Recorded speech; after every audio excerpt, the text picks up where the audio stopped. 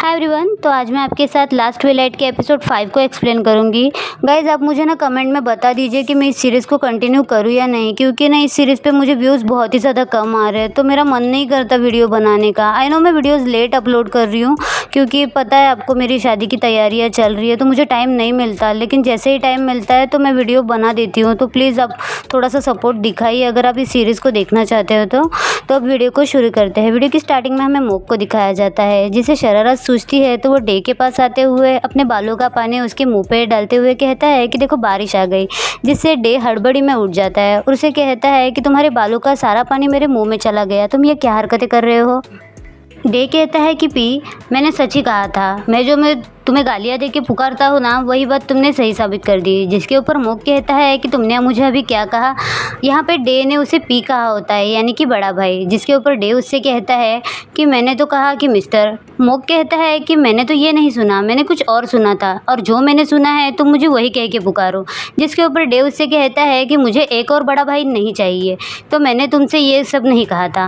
Mock उससे कहता है कि अच्छा, तो मैं तुम्हें बड़ा भाई के रूप में नहीं चाहिए हूँ तो और क्या चाहिए। जिसके ऊपर डे उससे कहता है कि तुम केयर टेकर ही मेरे सही हो, अब निकलो यहाँ से। तो मोक उससे कहता है कि नहीं, तुमने जो मुझे पहले कहा था वो पहले तुम मुझे दोबारा कहो, तभी मैं वहाँ से जाऊँगा, वरना मैं यहाँ से हिलने भी नहीं वाला।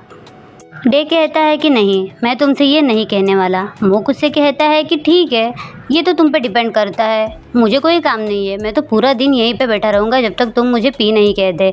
तो यहाँ पे ना डे को हार मानते हुए उसे पी कहना ही पड़ता है। मोक उससे कहता है कि तुमने क्या कहा, मुझे तो सुना ही नहीं दिया, दोबारा एक बार कहना। तो यहाँ पे ना डे इरिटेट हो जाता है और उससे कहता है कि अब जाओ यहाँ से, मैंने कहा ना तुमसे। मोक उससे कहता है कि तुम इसी तरह से बिहेव करो नॉन्ग डे, यानी कि छोटे भाई। फिर वो उससे कहता है क्या मैं तुम्हारी एक शर्ट बोरो कर सकता हूँ। जिसके ऊपर डे कहता है कि हाँ, तुम्हें जो चाहिए वो ले लो और जाओ यहाँ से। ऐसा करके वो उसे भगा रहा होता है। फिर सीन शिफ्ट होता है, हमें किचन का दिखाया जाता है, जहाँ पे मोक डे के लिए सूप बना रहा होता है। जैसे ही वहाँ पे डे आता है, मोक कहता है कि सूप बनाने के बाद मैं तुम्हें ब्रेड जैम दे देता हूँ। जिसके ऊपर डे उससे कहता है कि कोई ज़रूरत नहीं है, आज मैं अपने आप से बना लूँगा। तो मोक खुश हो जाता है और कहता है कि मैं भी देखता हूँ मास्टर शेफ़ का बेटा किस तरह से काम करता है। ऐसा बोल के थोड़ा सा मजाक मस्ती करते हैं। उसके बाद यहाँ पे डे जो है वो ब्रेड पे जैम लगाने लगता है और मोक उसे इंस्ट्रक्शन दे रहा होता है कि किस तरह से जैम उसे स्प्रेड करना है। उसके बाद डे जब ब्रेड पे जैम लगा देता है तो वो मोक को दिखाता है और कहता है कि पी देखो ये कैसे बनाए हैं। जिसके ऊपर मोक उसे कहता है कि तुमने बहुत अच्छा बनाया। उसके बाद जब डे अपना फ़ोन निकालता है तो वो कहता है कि शायद मैंने कल रात को फ़ोन बंद कर दिया था, और जब से वो फ़ोन ऑन कर देता है वैसे बहुत सारी नोटिफिकेशन आने लगती है, जिसकी वजह से डे डर जाता है। तो मोक उससे कहता है कि कोई नहीं, इंस्टाग्राम की नोटिफिकेशन है, कल हमने जो पार्टी की थी उसकी पोस्ट डाली गई है। जिसके ऊपर काफ़ी सारे लोगों ने कमेंट किया है कि डे का कमबैक हो गया है, और ऐसे डे के लिए बहुत ही ज़्यादा प्यारे प्यारे कमेंट्स होते हैं, जिससे सुन के डे भी बहुत ज़्यादा खुश हो जाता है। उसमें से एक कमेंट ऐसी होती है कि मोक जो है वो डे का केयर टेकर होने के बावजूद उसका बहुत अच्छे से ध्यान रख रहा है। तो यहाँ पे डे मुँह बनाने लगता है और बोलता है कि तुम झूठ बोल रहे हो, तुम अपनी तारीफ खुद से कर रहे हो। मोक कहता है कि तुम खुद सुन लो। तो जब डे उस वॉइस रिकॉर्डिंग को सुनता है ना, तो वो कहता है कि अच्छा ठीक है, मैंने मान लिया कि सब लोग तुम्हारी भी तारीफ कर रहे हैं। फिर मोक उससे कहता है कि तुम्हें भी इंस्टाग्राम पे कुछ पोस्ट करना चाहिए, तुम्हारे दोस्त तुम्हें काफ़ी ज़्यादा मिस करते हैं। डे कहता है कि ऑल ऑफ सडन मैं क्या पोस्ट करूँगा। तो मोक उससे कहता है कि अभी तुमने जो ब्रेड बनाया ना, तो अपने ब्रेकफास्ट की स्टोरी डाल दो। ऐसा बोल के वो उसे कैमरा ऑन करके देता है और कहता है कि चलो फ़ोटो क्लिक करो, मैं तुम्हें बताता हूँ उस तरह से तुम्हें डालना है। तो यहाँ पे ना डे जो है वो फ़ोटो क्लिक करता है और मोक उसकी हेल्प कर रहा होता है। उसके बाद डे जो है वो कैप्शन डालते हुए वो फ़ोटो अपलोड कर देता है। उसके बाद डे अपने पोस्ट पे आए हुए कमेंट को चेक करता है, जिसमें किसी ने लिखा होता है कि तुम्हारे साथ दूसरा इंसान कौन है। तो यहाँ पे ना डे मुंह बनाने लगता है कि देखो मेरा मूड सारा ख़राब करने के लिए आ गए। उसके बाद वो दोबारा एक मैसेज सुनता है जिसमें कहा गया था कि तुम क्या अपने दोस्त को बैडमिंटन के लिए सपोर्ट करने के लिए नहीं आओगे। जिसके ऊपर डे उससे कहता है कि क्या देखो ज़रा चेक करो कि आज ही का बैडमिंटन गेम है क्या, अगर नॉर्मल सिचुएशन होती तो मैं उसे देखने ज़रूर जाता। तो यहाँ पे मोक उसे कह देता है कि नॉर्मल सिचुएशन ना होने के बावजूद मैं हूँ ना, मैं तुम्हारी टेक केयर करूँगा और हम उसका गेम देखने जाएंगे। ऐसा बोल के फिर वो लोग अपना ब्रेकफास्ट एंजॉय करते हैं। फिर हमें फ्लैशबैक का एक सीन दिखाया जाता है जहाँ पे मोक जो है वो डे के लिए लास्ट ट्विलाइट बुक के कुछ स्टोरीज पढ़ रहा होता है।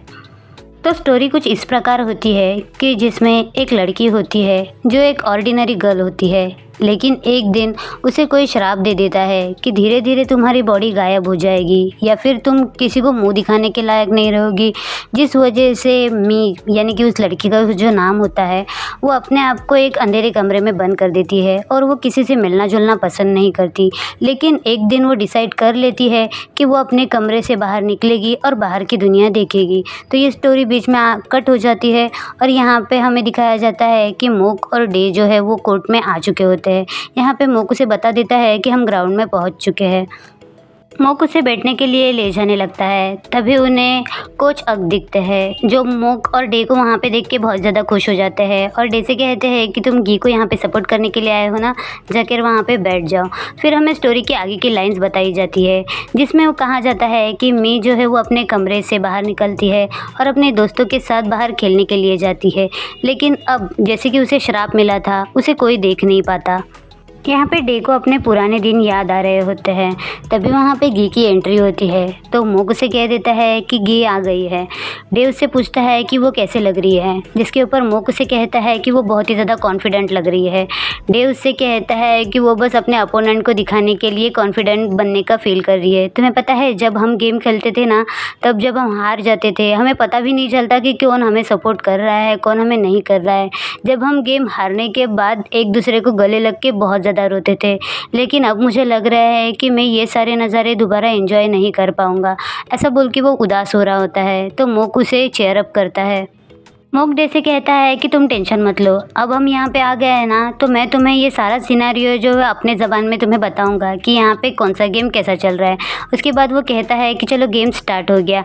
फिर जैसे जैसे वो लोग मतलब कॉक को मार रहे होते हैं ना, तो यहाँ पे ना मोक बड़े ही कॉमेडी वे में उसे बता रहा होता है कि उसने मारा, इसने मारा, उसने मारा, इसने मारा, इस तरह से। तो ना यहाँ पे डे बहुत ज़्यादा हंस रहा होता है और उससे कहता है कि ऐसी कॉमेंट्री कौन करता है, तुम्हें पता है क्या कॉमेंट्री किस तरह से करनी चाहिए। उसके बाद वो उसे बताता है कि मतलब गी जो है अपोनेंट को देख रही होगी, फिर उसके पास जब कॉक आएगी तो वो उसे इस तरह से मारेगी। तो यहाँ पे ना मोक बहुत ही ज़्यादा एम्बेरस फील करता है कि मैं उसे क्या अजीबोगरीब बातें बता रहा था।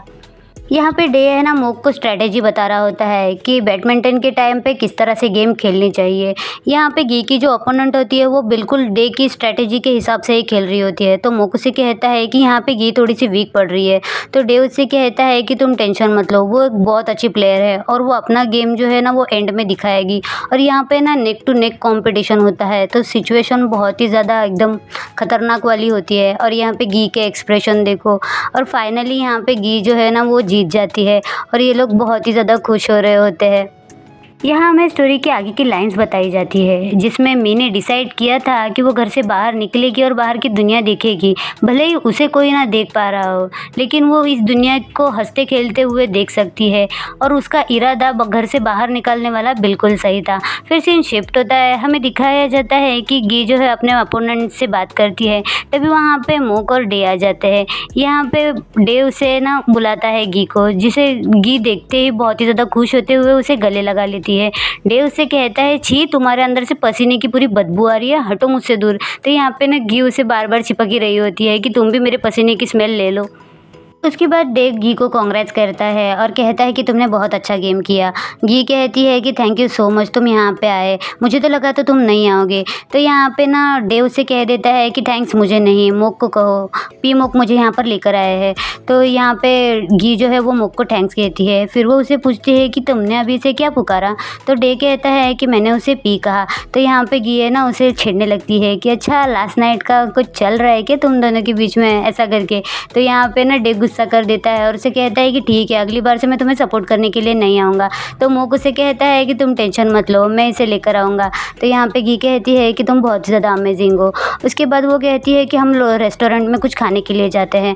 डे कहता है कि तुम्हें मेरी आंखों की सिचुएशन तो पता है ना, तो मैं कैसे कहूँगा। गी कहती है कि मोक तुम्हें खिला देगा। तभी वहाँ पे एक लड़की को दिखाया जाता है जिसका नाम अगस्त होता है। उनकी बातें सुनते ही अगस्त वहाँ पे आके डे पे गुस्सा करने लगता है।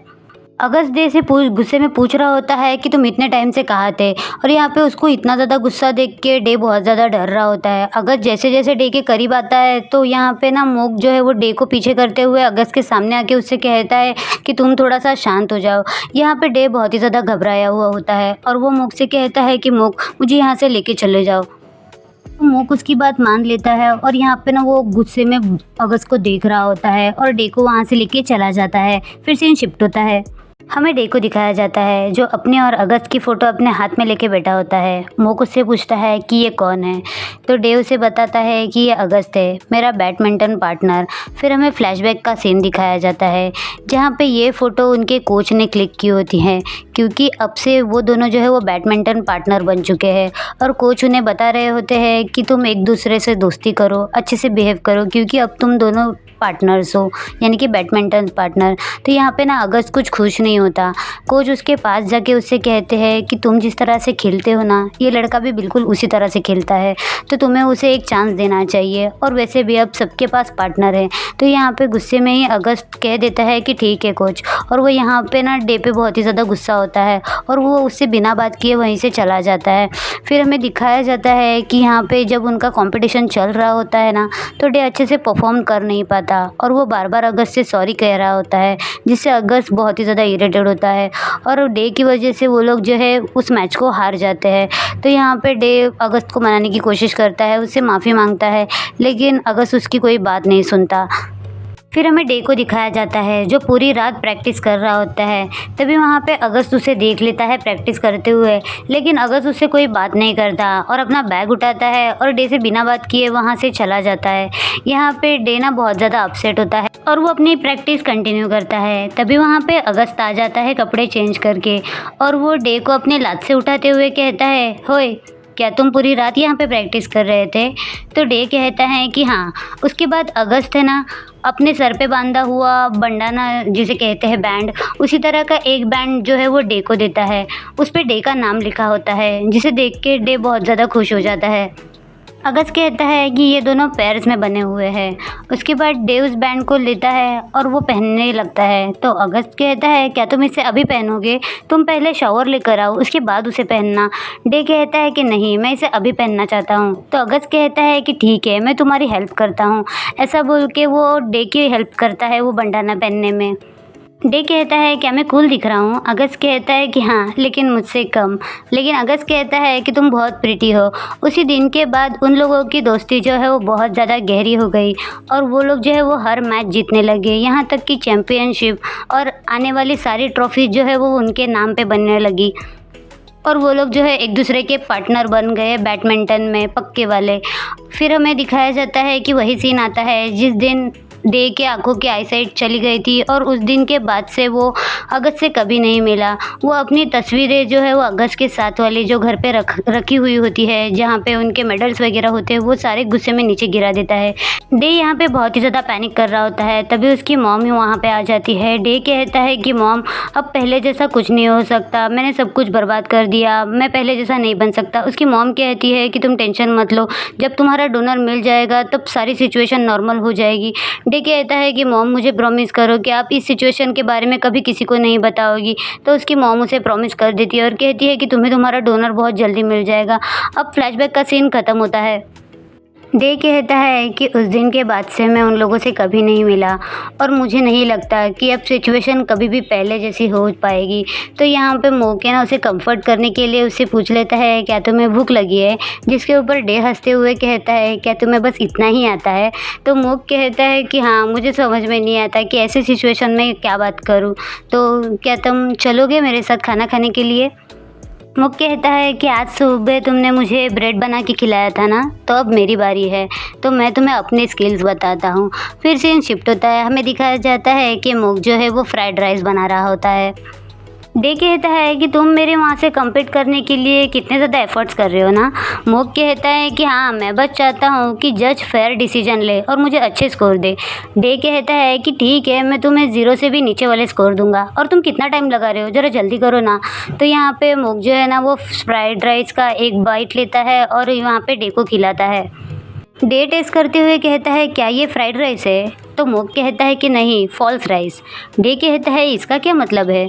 तो यहाँ पे मोक स्टोरी बताने लगता है कि ये पहली बार उसने उसकी सिस्टर के लिए बनाया था। जब उसका बर्थडे था तो उसे प्रेजेंट देने के लिए मोक के पास कुछ नहीं था, तो फ्रिज में जो भी सामान पड़ा था उससे उसने ये राइस बनाया, जिसे टेस्ट करने के बाद उसकी बहन रंग ने इसे फॉल्स राइस का नाम दिया था। उसके बाद वो खाना जो है वो डे को सर्व करता है। मोक पूछता है कि कैसा बना है, तो डे कहता है कि ठीक ठाक बना है। मोक कहता है क्या यार, मैंने इतने एफर्ट्स डाले हैं, कोई तो अच्छी कॉम्प्लीमेंट दो।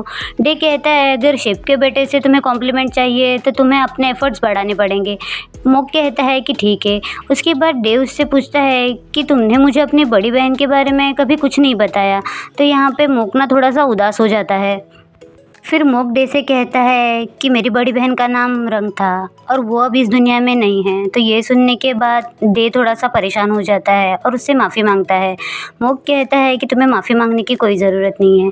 तुम्हें पता है उसने मुझसे कहा था कि उसे ये डिश दोबारा खानी है और मैंने उससे कहा था कि मैं फिर कभी तुम्हें बना के दूँगा, लेकिन मुझे नहीं पता था कि वो फिर कभी वाला दिन कभी नहीं आएगा।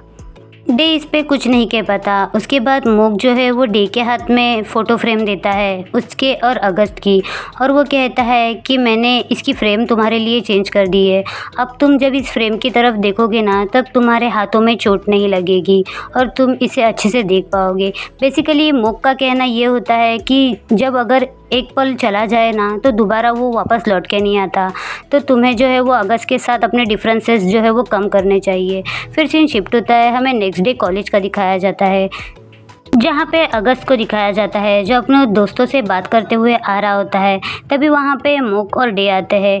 अगस्त के आते ही मोक डे को बता देता है कि अगस्त आ चुका है। तो यहाँ पे डे जो है वो अगस्त से बात करने के लिए आया है कि वो इतने साल से उससे क्यों नहीं मिला। अगस्त डे के पास आते हुए कहता है कि तुम यहाँ पे क्यों आए हो। डे उससे कहता है कि अगर तुम्हारे पास टाइम हो तो हमें बात करनी चाहिए। पार्ट 1 में यहीं पे ख़त्म करती हूँ। गाइज़ अगर इस पे अच्छा रिस्पांस आया तो मैं इसका पार्ट 2 भी जल्दी लाऊंगी। तो वीडियो पसंद आए तो वीडियो को लाइक शेयर कमेंट और मेरे चैनल को सब्सक्राइब कर दीजिएगा और मुझे कमेंट करके बताओ कि मैं इसका पार्ट 2 लाऊँ या नहीं। Thank you so much for watching.